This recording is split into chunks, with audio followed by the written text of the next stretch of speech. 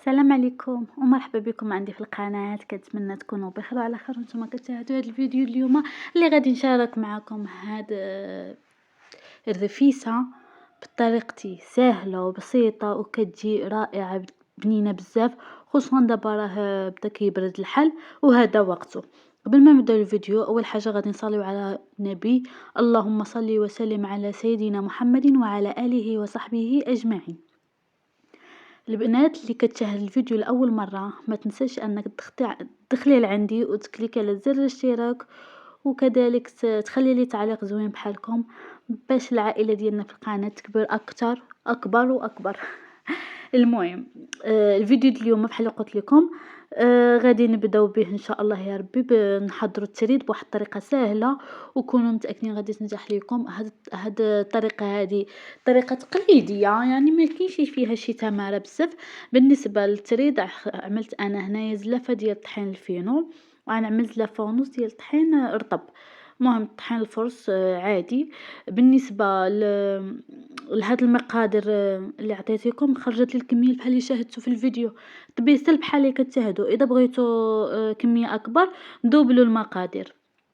هنا غنضيف شويه ديال الملحه وغادي نضيف واحد شويه الخميره ديال الحلوى، غير شويه كتعجبني انا نعملها باش كتجري لي شويه العجينه. المهم هذا ما كاين في هذا في هذا التريد. غادي نعجنو بالماء بارد، يعني الماء عادي ديال الروبيني.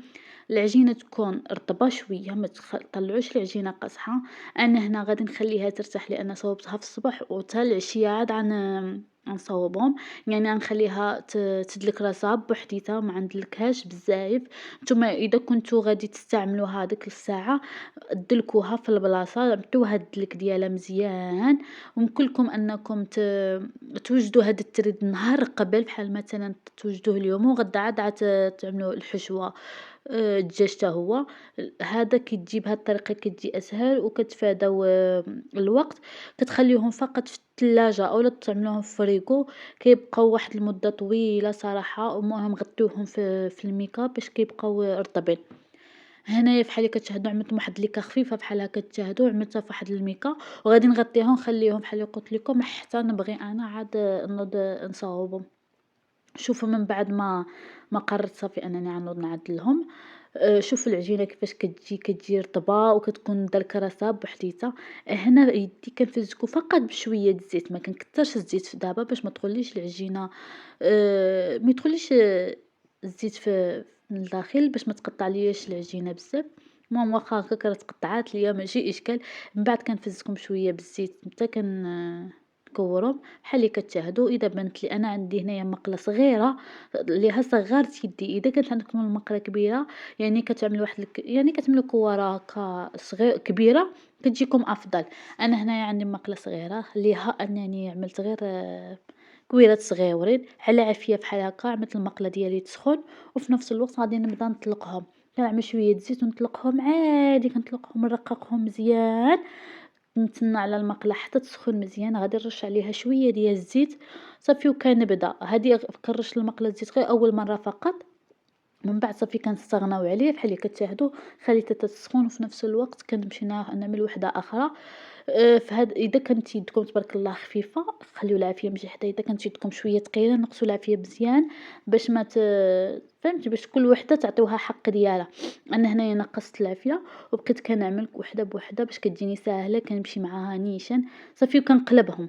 كنبقى نقلب فيما كنعمل شي وحده كنقلبها على جهه اخرى وكتعجبني شويه تحمر واحد شويه، ما كتعجبنيش تبقى شويه بيضه صافي. وفي هاد الاثناء كنكون كنوجد وحده اخرى، ما كنجي نسالي اخرى حتى كتكون اخرى طابت مزيان.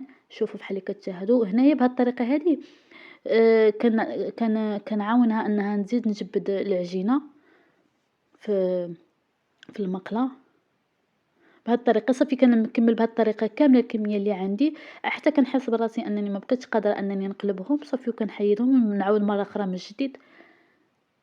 صافي بحال اللي كتشاهدوا كنبقاو نقلبوا فيهم. كنظن ان الفيديو واضح. كنستمر بهاد الطريقه حتى كنسالي الكميه اللي عندي كامله.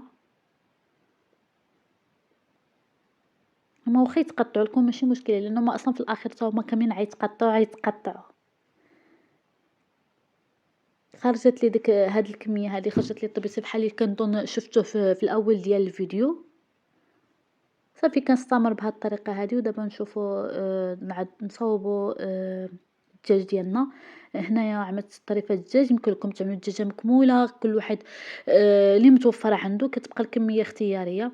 غنضيف هنايا شوية ديال الملحة على حسب الكمية. شوف بالنسبة للعطرية على حسب الكمية الدجاج اللي عندكم. درت هنا قلت لكم الملحة، درت شوية ديال الخرقوم، شوية ديال السكنجبير، غندير كذلك شوية ديال الابزار. غادي نضيف معلقة بحال اللي كتشاهدوها ديال مساخن اولا راس الحانوت، كيبقى اختياري. هنايا غادي نشد واحد جوج تومات، غادي فصوص ديال الثوم غادي نحكهم بحال اللي كتشاهدوا، وغادي نضيف شويه ديال الماء، وغنضيف كذلك معلقه ديال السمن فقط. ما غنضيفش في هذه المرحله، ما غنضيفش الزيت، فقط السمن والماء. غنخليهم شويه هكا يتشرملوا مع بعضياتهم، ما غاديش نشعل عليها لا بوطه لا حتى شي حاجه. غادي نخلي العطريه تدخل في الدجاج مزيان. انا خليتهم تقريبا واحد ساعه د المكانه، بعد ما نوض خصها تقشيعات، وعاد غادي نشعل عليهم البوطه بحال اللي قلت لكم. غادي نحضر انا هاد الرفيسه، غادي نحضرها ان شاء الله للغدا، مع اليوم جمعه قلت غادي نحضرها معكم ونشاركها معكم اللي بغات تستافد من هذا الفيديو. هنايا شبرت البصله، شلطتها بحال هذا الشكل هذا. بالنسبه لكميه البصله بحال اللي قلت لكم، على حسب كميه الدجاج اللي عندكم، على حسب الكميه اللي غادي تعملوا ديال هاد الرفيسه. صافي شلطتهم بحال هكا بحال اللي قلت لكم. اليوم الجمعه، وقلت تهيت صراحه، تشهيت هذا الرفيسه مده وانا مشاهيها. كل مره كنقول غادي نشاركها معكم، واليوم ما شاء الله عاد كتب.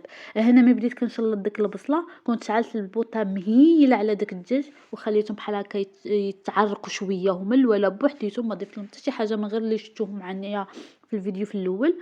هنا ضفت ديك البصله وغنخليهم يتعرقوا تذوب شويه البصله مزيان، ما تذوبش بزاف، المهم واحد شويه البصله. عاد نرجع نكملوا بقيه ديال المقادير اللي غنزيدو. هنا شوفوا البصله من بعد ما ذابت بحال اللي كتجي بحال هذا الشكل هذا، وواحد الريحه طالعه، يا سلام يا سلام والله العظيم الا الريحه ديالها كتجي بنينه. بهذه الطريقه هذه. صافي هنايا غادي نضيف واحد قبيطه صغيره ديال الربيع معدنوس، وغادي نضيف واحد النص ديال فص ديال الثومه بحال اللي كتشاهدوا النص ديالو. انا بحال هكا قلت لكم بالنسبه للمقادير لحسب، عفوا بالنسبه للمقادير لحسب الكميه. هنا ضفت واحد نص كاس بين الزيت البلديه والزيت الروميه، ضفت لهم مع بعضياتهم. عاد غنضيفهم في هذه المرحله هذه.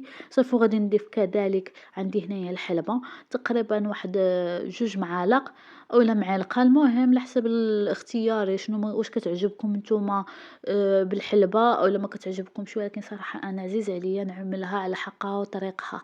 كتعجبني الرفيسه تكون تقليديه بحال اللي كانوا كيعملوها ايامات الزمن.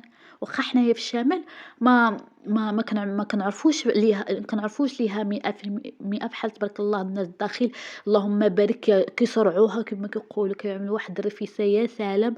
والله العظيم الا كليتها عند واحد صاحبتي في السبوع ديالها.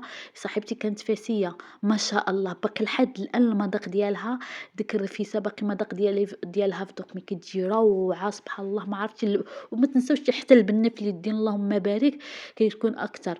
هنايا بحال اللي قلت لكم ضفت هنايا الماء. بالنسبه للماء عملت كميه كبيره، وبالنسبه للدجاج شحال من اذا كانوا الدجاج بلديين غيكون افضل. انا بالنسبه لي لحسن ما كناكلش الدجاج بلديين، عندكم غريبه ولكن هذا حالي، انا ما كناكلش الدجاج بلديين. قال لي قلت غادي نعمل غير الدجاج هادو عاديين. ضفت هنايا الماء وغادي نسد على كوكوط وعلى نخليها حتى تبدا تصفر، وغادي نحني لها البوطون نخليها تطيب على خاطرها. شتي الرفيسه ملي كتعطيها الخطر والطياب كامل بصفه عامه، ملي كتطيب بالحاجه بلقانه وما تكونش مقلقه ولا هادي، كتجي كطيب الماكله بنينه. والصراحه الماكله عطيها وقت، شحال ما عطيتيها وقت شحال ما تجيك زوينه بزاف. صافي هنايا في هذه المرحله خليت الكوكوط ديالي كتصفر، وقررت نوض نصاوب هنايا هذا التمر. كاملين كنعرفوا كيفاش نعمروا التمر بالكركاع، ولكن انا بغيت نعطيكم هذه الفكره ديال الماء الزهر.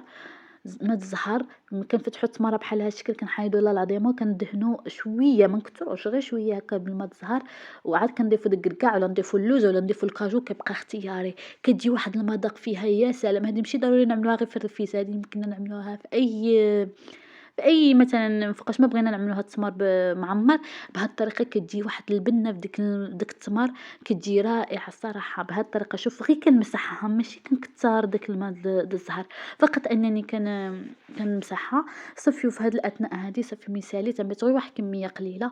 بالنسبة للتريد أنا بحال قلت لكم كنت صاوبته نهار قبل، كنت درتو في الثلاجة من بعد ما جبدتو. شوفوا نسيت ما قلت لكمش بالنسبة للتريد ملي تكونوا كتصاوبوهم ملي تساليوه غطيوه بالميكا باش يرطب، ما تخليوهش هكاك في الفوطة. وديك الساعة إذا كنتو عاد تعملوه ديك الساعة تبارك الله ما كنتوش عاد تستعملوه ديروه في الثلاجة في الميكا باش كيبقى رطب، باش ما يقصحش معاكم، حيت هو من بعد إذا بقى هكا عريان كيقصح. هنا كنقطعو عشوائيا، قطعته بغيت نجرب هنا نقطعو بالمقص، الساعة ما لقيتش مقص داك اللي لقيتو كان ماشي عملي، بدا ليا الوقت وقلت صافي غادي نعملها هكا عادية. صراحة أنا كتعجبني نعملها هكا بالمقص، كتجيني مقطعة متولة مقطعة ماشي بحال هكا عشوائية. ولكن المهم هنايا درت البرمة عملت شوية د الماء لتحت وغادي نعمل هاد التريد يتبخر. الطريقة زوينة، كيبقى التريد يسخن وكيرطب في نفس الوقت. هنايا كيكون عملت البيض، عملت هاد الحبات ديال البيض يتسلقوا. كيبقى التزويق نتوما اختياري، يمكن لكم تذوقوا باش ما بغيتو بالطريقه اللي بغيتوها. وبالنسبه لطريقه التقديم انا كنقدم الرفيسه ديالي بهاد الطريقه، كنعمل شويه د المرقه باش كتجي كامله، داك التريد كامل كيجي شارب الماء. وهنايا ما تدوش عليا قوه الزربه اللي فيها الرجاجه من الخدمه، وضروري خصني نحط له هذا يتغدى باش يمشي يصلي الجمعة. والوقت على حسب عاد باقي راجع للخدمة عليها. كنت كنسربي دغيا ما قديتش التبصير على حق وطريقه، ولكن الحمد لله واخا هكاك جا زوين بزاف. وجات الصراحة زوينة بزاف والله العظيم الا ما شهيتكم فيها جات بنينة. هنايا كملت ديك الكمية ديال التريد اللي عملتها كاملة، ومن بعد غادي نزيد شوية ديال المرقة ونضيف كذلك الدجاج. شوفوا الفيديو باش كنظن انه شارح نفسه. هنايا ضفت داك الدجاج هو الاولي، ومن بعد داك المريقات يمكن لكم تصفيوهم. انا ما كانتش عندي هنا صفايه، لقيت قوه انا قلت لكم الزربه اللي فيا بقيت غير كنحط. صافي هنا حطيت داك العدس والحلبه والبصله، شوفوا كيفاش كتجي معلكه وكتجي زوينه بزاف. صافي هنايا زوقتهم بحال الطريقه هذه، عملت داك العدس والحلبه في الجنب، كيبقى اختياري اللي ما كتعجبوش ما كيعملهاش. صافي وعامده نزوقها بحال قلت لكم بالبيض وبالتمر. هذا هو الشكل ديالها، شوفوا الشكل ديالها النهائي. كنتمنى هاد الطريقه هذه تعجبكم، واللي اول مره كتشاهد الفيديو مرحبا بك عندي. ما تنساش انك تشتركي في القناه وتكليك على زر الاعجاب اذا عجبك هذا الفيديو، واذا جربتوه كذلك اكتبوا لي في التعاليق اعطوني الاراء ديالكم. انا كنحاول نجاوب على اي فيديو اي تعليق عفوا وصل لي في القناه، وديما كنكون حاضره. وشكرا على اي تعليق، التعاليق السابقه ديالكم صراحه كانت زوينه بزاف وكتعطي طاقه ايجابيه باش نزيد نعطي اكثر واكثر. صافي هذا هو شكل كنجمعوا دابا الكوزينه ضروري. ما نقول لكمش من بعد ما صوبت هاد الطبسيل من بعد ما تغديت اشنو ديال المواعن قرو، ولكن ماشي مشكله. دابا نغسلوهم ان شاء الله يا ربي ونقيو الدار حتى هي. هذا